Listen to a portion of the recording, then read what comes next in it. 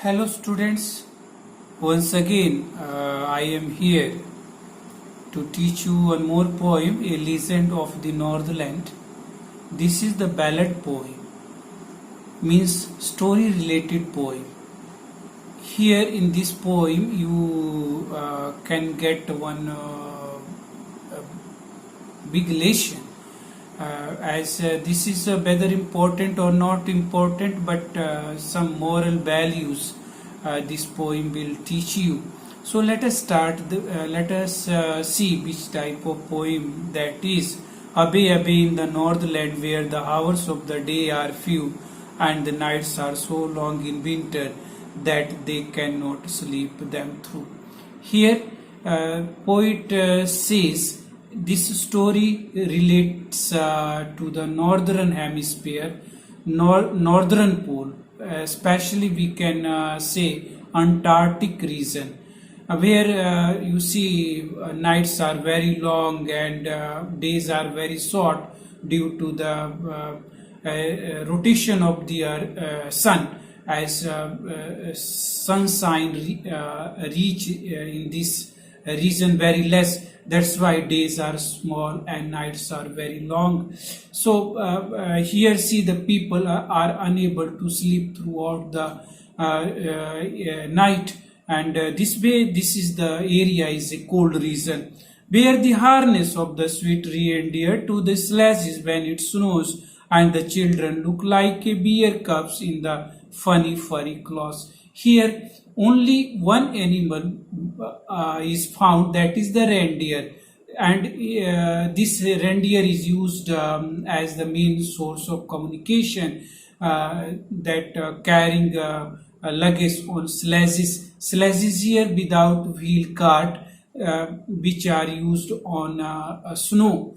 This is the totally freeze area, cold region, and only reindeers can be used to just carry all the luggages and the things whatever they want to carry. So harness here means that particular sledge tied on the neck of this reindeer, and even the children who are looking very funny as they wear furry clothes, just looking like a bear cubs. See that. They tell the curious story. I don't believe it's true, and yet you may learn a lesson if I tell the tale to you. These people of this region tell their children curious story. Whether this story is important or not, but you will get an important lesson, as you see that they tell this story to their generation to generation, passes one generation to another, and whether it is important or not, but you will have one good relation. Okay, once they when the good Saint Peter lived in the world below, he walked about it preaching just as he did. Saint Peter, who was living on this earth, was preaching that doctrine of Bible, message of Jesus Christ on this land, in this particularly northern hemisphere, northland area, and his main work was to preach the theology of Christianity. See.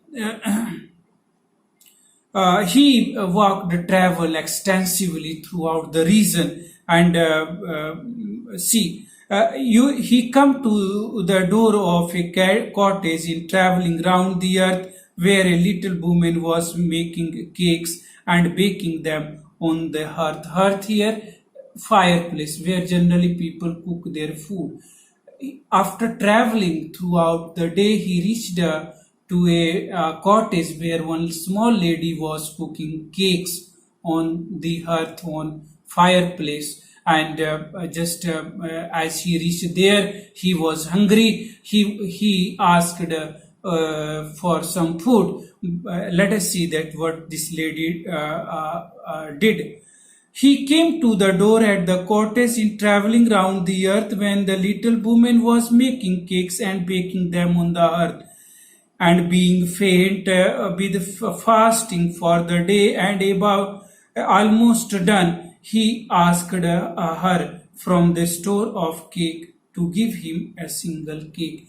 As he was hungry, he had fasted throughout the day. He traveled extensively throughout the day, and finally, when she reached at this doorstep of that cottage where this lady was making cake, he was about to faint unconscious as he was very hungry and thirsty. So he asked one cake from the lady, and see that so she made a very little cake, but as it baking lay, she looked at it and thought it seemed too large to give away. As she was cooking, when he asked, Saint Peter asked, he saw his cake which she had baked.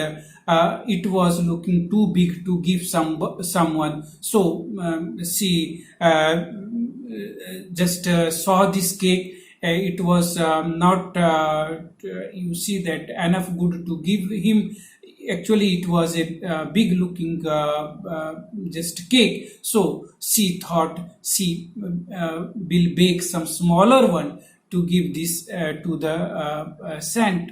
Therefore, she needed another and still a smaller one, and it looked when she turned it over as large as the first had done. And again she needed, kneading dog.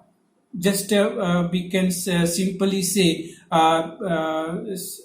when ladies need dog just before making chapati. Okay, so this way. So atta gudna. Okay, she needed a smaller one, but still it was looking bigger than the first one. So she denied to give the second one also, and as it was bigger than the first one. Then she took the tiny scrap of dog, scrap small piece, tiny small scrap just one small piece of dog again, and started making one small cake for the this scent. Okay, and he rolled it flat and baked it thin as the paper, and she rolled and rolled, she baked and baked. You see that she made just like a wafer paper, as thin as a paper, and but she could but she couldn't part with it, but she didn't want to give him because it was still looking bigger than the rest of the two which she earlier made. Just for she said, my cakes that seems too small when I eat of myself are yet too large to give away. So she put them on the shelf. She realizes that her cakes, whatever she has made, that looking enough big, and she was not in position to give part it or to give to the saint. So she kept in herself and denied to give this cake to the saint. The good Saint Peter grew angry to see her behavior. He became very angry, and he was angry and felt surely such a woman was enough to provoke a saint. Provoke means here to excite, to just make angry. Okay, see, this type of excuse was enough for a saint who was dying, who was about to faint due to the hungry and thirsty, and she provoked him, and he just crushed her. You see that, and he said, "You are far too selfish to dwell in a human form, to have both food and shelter and fire to keep you warm. You have everything, but you are selfish one. You are not enough eligible to become a human being, as God has given everything. You have food, you have warmth, you have shelter, everything, but you are enough selfish, so you are not eligible to live as a human being. Okay, now you shall build as a bird to do, and shall got your scanty food, and boring and boring and boring, and all the in the hard dry wood. And he crushed her, you will become a bird, and you will used to boring means making hole in a wood to just fulfill your requirement by doing hard work.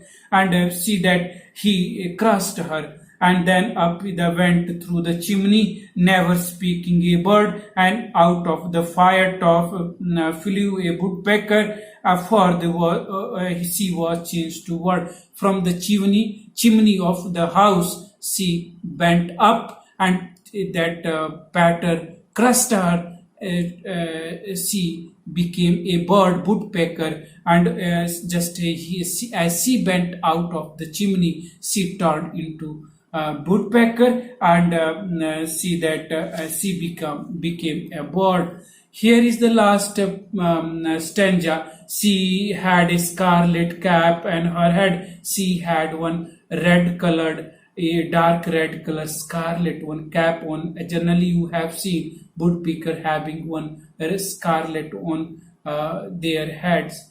And that was left the same, but all the rest of her clothes were burned black as a coal in the flame, and her clothes which burned into just black fur. Maybe his clothes changed into black fur, and she became a bird which we can just call the woodpecker. And every country schoolboy has seen her in the wood, where she lives in the trees till this very day, boring and boring. And every country's school children who used to go to school, they can see this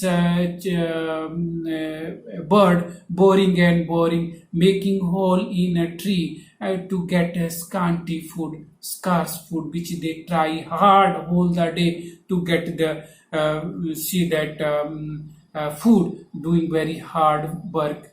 This is the poem. In this, the message is that whatever God has given, we have to share sometimes. Otherwise, you know that as a human being, we need to develop such type of quality. We should be a helping hand. We help the needy and those are poor. So thank you very much. This much enough for today. For the rest of thing, I will come again.